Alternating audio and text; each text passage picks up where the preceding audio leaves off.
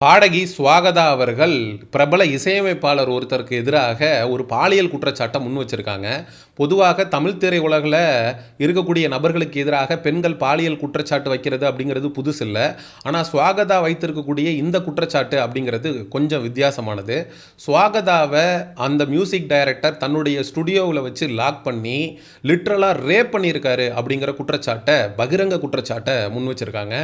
அவருடைய ஸ்டுடியோவுக்கு வந்து பாடக்கூடிய குழந்தைகளை சிசிடிவி கேமராவில் காம இச்சையோடு பார்க்கக்கூடிய ஒரு பழக்கம் அப்படிங்கிறது இந்த இசையமைப்பாளருக்கு இருக்கு.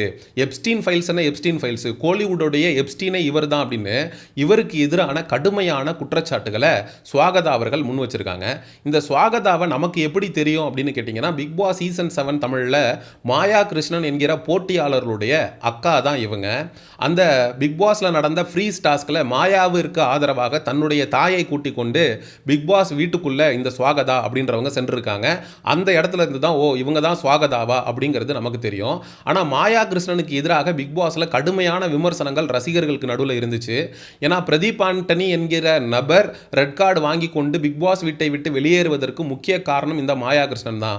பிரதீப்புக்கு எகெயின்ஸ்டா தேவையில்லாத ஒரு செக்ஷுவல் அபியூஸை பிரதீப் ஆண்டனி பெண்கள்கிட்ட தப்பாக மிஸ்பிஹேவ் பண்ணா அப்படின்னு சொல்லி ஒரு பொய்யான குற்றச்சாட்டை பிரதீப் ஆண்டனிக்கு எதிராக வைத்து மாயா கிருஷ்ணன் ரெட் கார்டு வாங்கி கொடுத்து அவனை வெளியில் அனுப்பிட்டாங்கன்ற குற்றச்சாட்டு மாயாவுக்கு எதிராக அந்த காலகட்டத்திலே இருந்தது.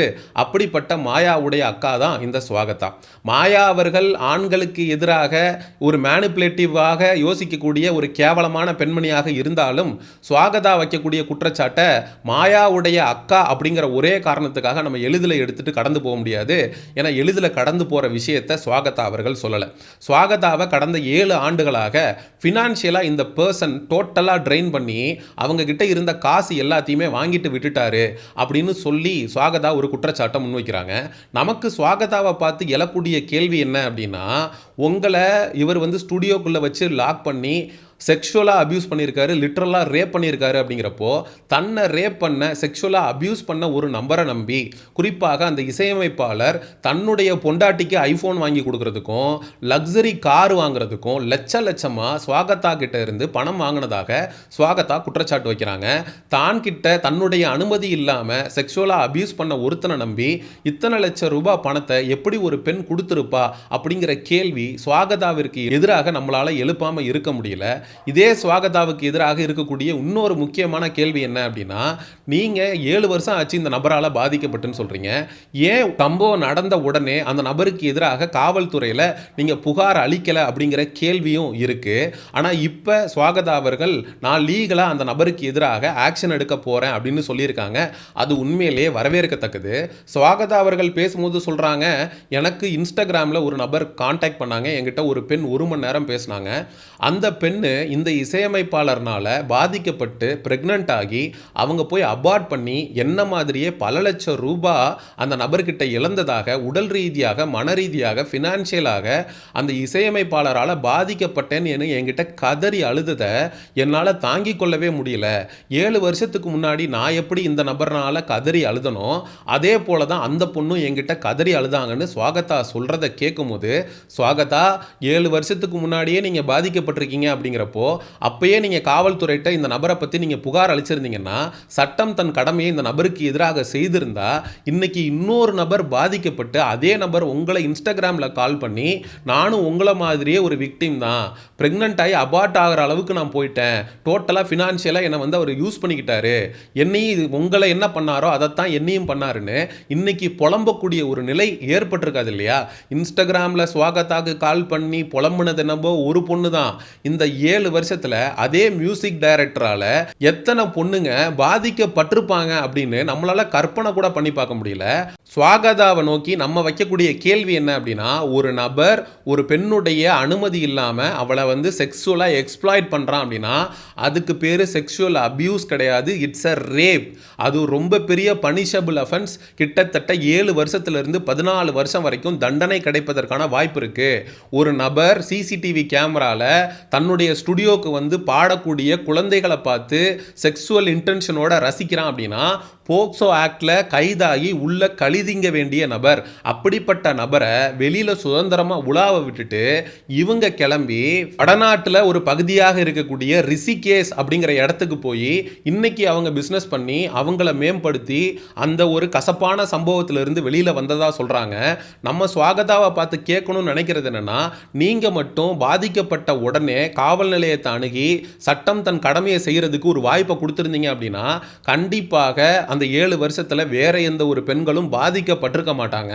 சுவாகதா வைக்கக்கூடிய குற்றச்சாட்டிலேயே இருக்கிறதுலே மிகப்பெரிய குற்றச்சாட்டு என்னவா நான் பார்க்குறேன் அப்படின்னா, அந்த நபர் நான் உனக்கு பிரேயர் பண்ணேன், கடவுள் இந்த மாதிரியெல்லாம் நீயும் நானும் பண்ணணும் அப்படின்னு சொல்லி என்கிட்ட சொன்னார், அதனால் நம்ம 2 பேருக்கும் நல்லது நடக்கணும் அப்படின்றதுக்காக தான் கடவுளுடைய உத்தரவின் பேரில் தான் நான் இப்படி ஒரு விஷயத்தை நான் உனக்கு பண்ணியிருக்கேன் அப்படின்னு சொல்லி சுவாகதாட்ட சொல்லியிருக்காரு. அதை சுவாகதா அந்த இன்டர்வியூவில் பதிவும் பண்ணியிருக்காங்க.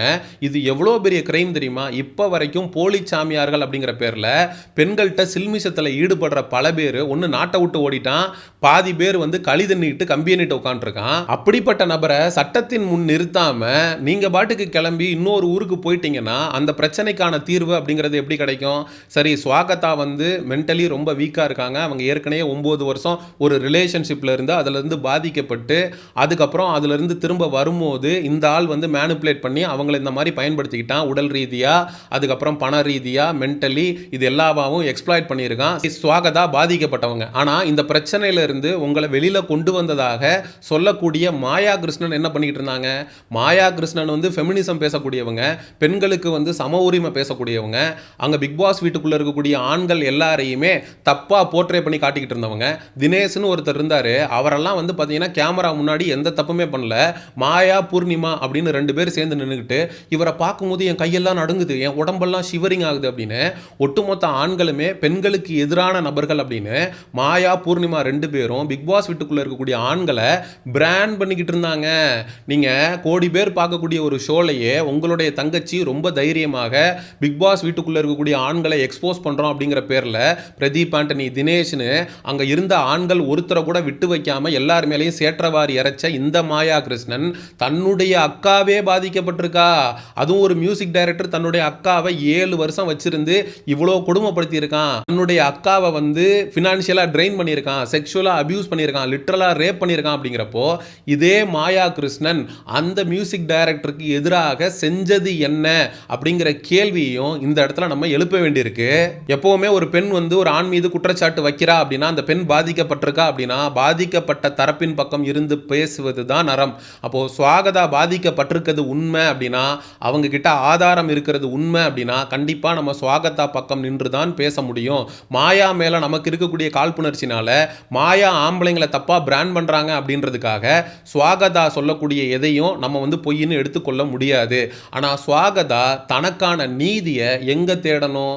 சமூக ஊடகங்கள்லையா இல்ல காவல்துறையிட்ட போய் கம்ப்ளைண்ட் கொடுத்து அந்த நபரை கழிதிங்க வைக்கிறது இல்லையா? கண்டிப்பாக சுவாகதா அவர்கள் 7 வருஷம் ஆயிடுச்சு, இப்பயாவது லீகலா மூவ் பண்ணணும்னு எடுத்த முடிவை நம்ம வரவேற்கிறோம். காலம் தாழ்த்தாமல் அந்த நபருக்கு எதிராக உங்ககிட்ட இருக்கக்கூடிய ஆதாரங்களை காவல்துறையிட்ட கொடுத்து எஃப்ஐஆரை பதிவு பண்ண வச்சு அந்த நபரை கைது செய்து காவல்துறை சட்ட நடவடிக்கைக்கு உட்படுத்துறதுக்கு சுவாகதா உடனடியாக முயற்சி அப்படிங்கிறத எடுக்க வேண்டும்.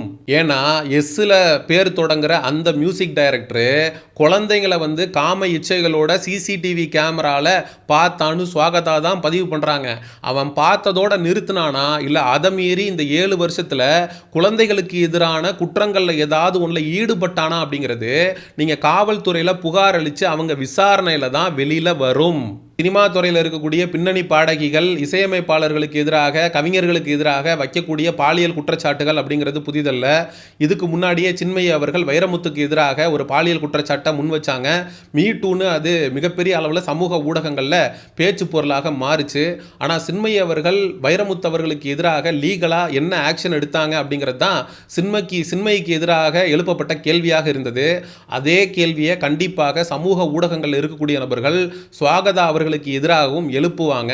இந்த இடத்துல சுவாகதா என்ன சொல்கிறாங்க அந்த பேட்டியில் அப்படின்னா, எனக்கு ஆண்கள் மேலே இருக்கக்கூடிய நம்பிக்கையே போயிடுச்சு அப்படின்னு சொல்கிறாங்க.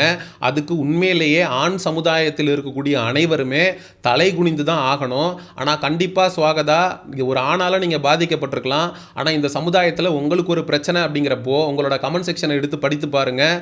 உங்களுக்கு அதிகபட்சமான ஆதரவு யார்கிட்ட இருந்து வந்திருக்கு அப்படின்னா அதே ஆண்கள் கிட்ட தான். இப்போ உங்களுக்கு ஆதரவாக வீடியோ போட்டுட்டு இருக்கக்கூடிய நான் கூட ஒரு ஆண் தான். யோசிச்சு பார்க்கும்போது மாயா அவர்கள் ஒட்டுமொத்தமாக ஆண்களே பெண்களுக்கு எதிரானவங்க அப்படின்ற மாதிரி பிக் பாஸ்ல வந்து சித்தரிச்சதுக்கு காரணம் கூட சுவாகதா அவர்கள் ஒரு மியூசிக் டைரக்டரால இந்த அளவுக்கு செக்ஷுவலி அபியூஸ் பண்ணப்பட்டது கூட ஒரு காரணமா இருக்கலாம். நம்ம அக்கா வாழ்க்கை இப்படி ஆயிடுச்சே, நம்ம அக்கா வாழ்க்கையை ஒருத்தன் இப்படி பண்ணிட்டானே அப்படிங்கிற உளவியல் கூட மாயாவிற்கு வந்து ஆண்கள் மீது நம்பிக்கை போனதற்கு ஒரு முக்கிய காரணமாக கூட இருக்கலாம்.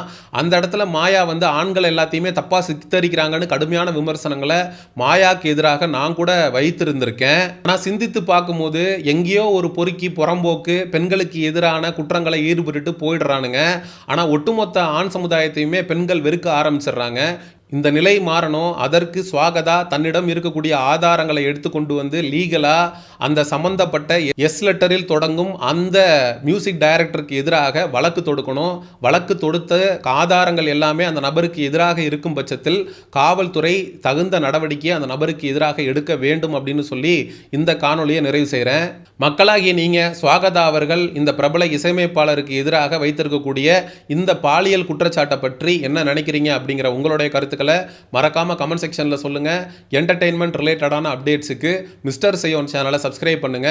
See you in the next video. Bye bye.